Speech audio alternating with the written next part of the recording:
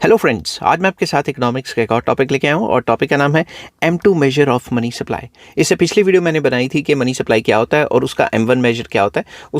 उसके लिंक्स भी आपको इस वीडियो के डिस्क्रिप्शन में मिल जाएंगे। तो चलिए, जिस हिसाब से अपने पेपर में लिखना है मैंने उसी हिसाब से अटैम्प्ट किया हुआ है। इस वीडियो में मैं आपको बताऊंगा मनी सप्लाई में M2 के अंदर क्या क्या आ जाता है, मीनिंग क्या है, कॉम्पोनेंट्स क्या है और इसकी इंपॉर्टेंस और लिमिटेशंस क्या है। जिस हिसाब से पेपर में लिखना है आप उसी हिसाब से अटैम्प्ट कर सकते हैं। चलिए शुरू करते हैं without wasting any time. M2 is a measure of the money supply that includes all the components of M1, which is the most liquid form of money. तो M1 तो इसके अंदर आ ही जाता है, plus some additional items that are less liquid but still considered a part of money supply. तो M2 में वो सारे मेजर्स जो M1 में तो आते हैं वो तो यहाँ पे हैं ही, बट थोड़े बहुत और आ जाते हैं। वो कौन कौन से आ जाते हैं वो हम कंपोनेंट्स में डिस्कस करते हैं। तो कंपोनेंट्स ऑफ M2 में सबसे पहला M1 तो है ही है। तो M1 के कौन से कंपोनेंट्स से? करेंसी इन सर्कुलेशन, जिसमें नोट और सिक्के आ जाते हैं, demand deposits and other checkable deposits. समझ गए बात? तो ये चीज़ें तो आ ही जाती हैं, तो मगर एडिशनल आइटम्स कौन कौन सी आ जाती हैं इसमें? सेविंग डिपॉजिट्स, जो आपने सेविंग में पैसा डाला हुआ है, मनी मार्केट सिक्योरिटीज़ जिसमें commercial papers and treasury bills आ गए। ठीक है, अब कमर्शियल पेपर्स क्या होते हैं, ट्रेजरी बिल्स क्या होते हैं, इनके ऊपर मैं ऑलरेडी वीडियो अपलोड कर चुका हूं। अगर आपको वो कॉन्सेप्ट समझने हैं तो मुझे नीचे कमेंट कर देना, मैं आपके साथ लिंक शेयर कर दूंगा।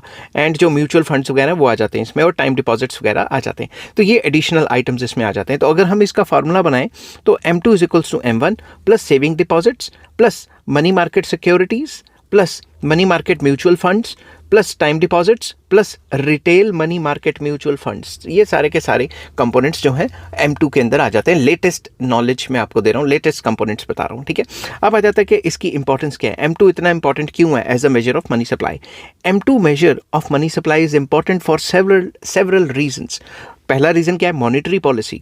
M2 is the key indicator for central banks to implement the monetary policy. जब भी सेंट्रल बैंक या इंडिया में RBI मॉनेटरी पॉलिसी बनाता है तो सबसे पहले देखता है M2 कहाँ चल रहा है।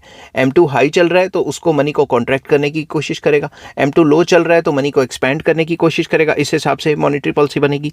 It helps them to understand the money supply and demand dynamics in the economy. तो M2 मेजर ये बताता है कि इकॉनमी में मनी सप्लाई कितनी चल रही है, उसके हिसाब से मॉनेटरी पॉलिसी बनाई जाती है। और डिमांड डायनेमिक्स क्या है, डिमांड एक्सेस डिमांड चल रही है, डेफिसिएंट डिमांड चल रही है, क्या चल रहा है, ये चीज़ें M2 को देख के ही पता लगती हैं। सेकेंड आ जाता है economic activity. M2 is closely related to economic activity as it reflects the amount of money available for spending and investment. M2 measure इसलिए भी इंपॉर्टेंट है क्योंकि डायरेक्टली इकोनॉमिक एक्टिविटी को दिखाता है कि इकोनॉमी में एक्टिविटी कैसी चल रही है, स्पेंडिंग ज़्यादा चल रही है या इन्वेस्टमेंट ज़्यादा चल रही है, क्या चल रही है। इसके कंपोनेंट्स ही ऐसे हैं कि हमें ये इकोनॉमिक एक्टिविटी के बारे में इंडिकेट कर देते हैं। नेक्स्ट आ जाता है inflation. Changes in M2 can influence inflation as an increase in the money supply can lead to higher prices. तो M2 मेजर जो है वो हमें इन्फ्लेशन के बारे में भी इंडिकेट करता है। M2 मेजर हमें दिखाता है कि भाई अगर तो मनी सप्लाई काफ़ी ज़्यादा हो गई है इकोनॉमी में, प्राइसेस बढ़ गए हैं तो इन्फ्लेशन रेट बढ़ जाएगी। उसको कंट्रोल करने के लिए फिर मनी सप्लाई उसी हिसाब से कंट्रोल की जाती है RBI या सेंट्रल बैंक के थ्रू। तो इन्फ्लेशन को भी ये काफ़ी हद तक हमें दिखाता है। नेक्स्ट आ जाता है interest rates. M2 can impact interest rates as an increase in the money supply can lead to lower interest rate. Simple words में M2 हमें दिखाता है, M2 असर डालता है, ये दिखाता है कि किस तरीके से M2 मेजर असर डालता है रेट्स ऑफ इंटरेस्ट पे। क्योंकि अगर मनी सप्लाई बढ़ाई गई तो अगर अवेलेबिलिटी ऑफ मनी ज़्यादा होगी तो रेट ऑफ इंटरेस्ट तो गिर ही जाएगा ना। तो M2 के ज़्यादा होने से रेट ऑफ इंटरेस्ट पे भी असर पड़ता है। नेक्स्ट आ जाता है financial stability. M2 can indicate potential financial stability risks such as excess money creation और एसेट बबल्स। सिंपल वर्ड्स में M2 हमें ये भी बताता है, इंडिकेट करता है कि इकॉनमी की फाइनेंशियल स्टेबिलिटी कैसी है, रिस्की तो नहीं है। अगर ज़्यादा पैसा इकॉनमी में आ जाता है, ज़्यादा क्रेडिट क्रिएट कर दिया, ज़्यादा लोन्स वगैरह दे दिए, ज़्यादा एसेट बबल क्रिएट हो गया तो फिर इकॉनमी का मतलब बढ़ता भी बन सकता है। समझ की बात? तो फाइनेंशियल स्टेबिलिटी को इंडिकेट करता है M2 मेजर। अगर M2 मेजर कंट्रोल में है तो फाइनेंशियल स्टेबिलिटी रहेगी, अगर कुछ ज़्यादा ही मनी सप्लाई हो गया तो प्रॉब्लम्स भी आ जाएंगी। नेक्स्ट आ जाता है GDP and economic growth. M2 is closely linked to GDP and economic growth as it reflects the amount of money available for spending and investment. क्योंकि M2 हमें स्पेंडिंग और इन्वेस्टमेंट दोनों के बारे में बताता है। तो ये बताता है कि हमारी इकॉनमी में जो GDP का लेवल है वो ज़्यादा है, कम है, तो ये सारी चीज़ें M2 के ऊपर ही डिपेंड करती हैं। क्योंकि M2 के थ्रू ही हम मेजर कर सकते हैं कि GDP कितनी जा रही है, इकोनॉमिक ग्रोथ हो रही है या स्टेबलाइज हो गई है कितनी। समझ गए बात? तो business cycle analysis. M2 can help analysts to understand business cycle fluctuations as changes in the money supply can influence the economic activity. ये M2 मेजर बिजनेस साइकिल या ट्रेड साइकिल जो बूम, रिसेशन, डिप्रेशन, रिकवरी आता है उनको major करने में भी helpful रहते हैं, क्योंकि अगर इकॉनमी में ज़्यादा मनी सप्लाई आ गई तो इकॉनमी बूम की तरफ चली जाएगी, मनी सप्लाई कम कर दी तो रिसेशन या डिप्रेशन की तरफ चली जाएगी। समझ की बात। नेक्स्ट आ जाता है फोरकास्टिंग।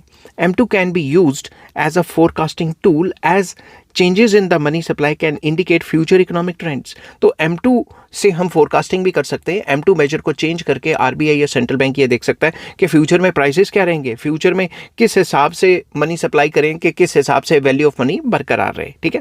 नेक्स्ट आ जाता है banking system analysis. M2 can provide insights into the banking systems liquidity and credit creation.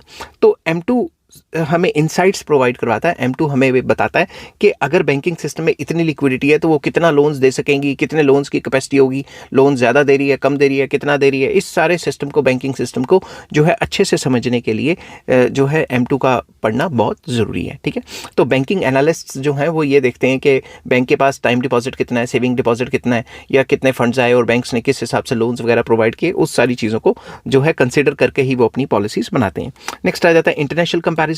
M2 can be used for international comparisons, allowing analysts to compare the money supply dynamics across different countries.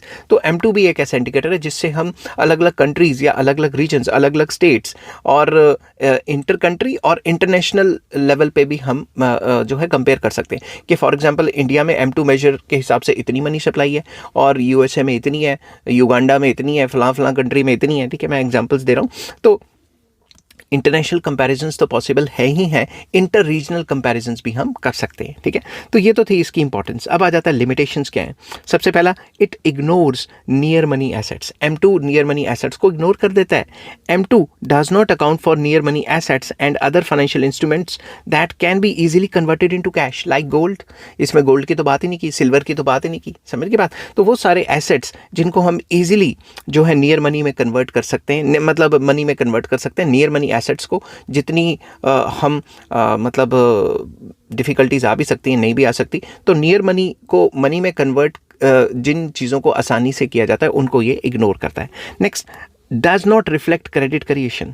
ये credit creation को उतना ज़्यादा reflect नहीं करता जितने M3 और M4 करते हैं। ये सिर्फ बैंकिंग के बारे में बताता है कि मनी सप्लाई बढ़ाई भी जा सकती है, कम भी की जा सकती है, किस किस तरीके से, डायरेक्टली इशारा नहीं करता। ठीक है। M2 only measures the money supply but does not reflect the credit creation process. इसके अंदर क्रेडिट क्रिएशन का या लोन्स का कोई डायरेक्टली तो दिया ही नहीं हुआ, which can also impact the overall liquidity in the economy. सिर्फ ये बैंकिंग सिस्टम की बात करता है कि टाइम डिपॉजिट, ये डिपॉजिट, वो डिपॉजिट, ये क्रेडिट क्रिएशन का कंपोनेंट नहीं डाला इन्होंने, बल्कि क्रेडिट क्रिएशन भी मनी सप्लाई को डायरेक्टली इन्फ्लुएंस करती है। Ignores foreign currency holdings. इसमें फॉरेन करेंसी होल्डिंग्स जो बैंकों के पास है वो तो उसकी तो बात ही नहीं की, समझ की बात, और लोगों के पास जो फॉरेन करेंसी की होल्डिंग्स पड़ी है उनकी भी बात नहीं की।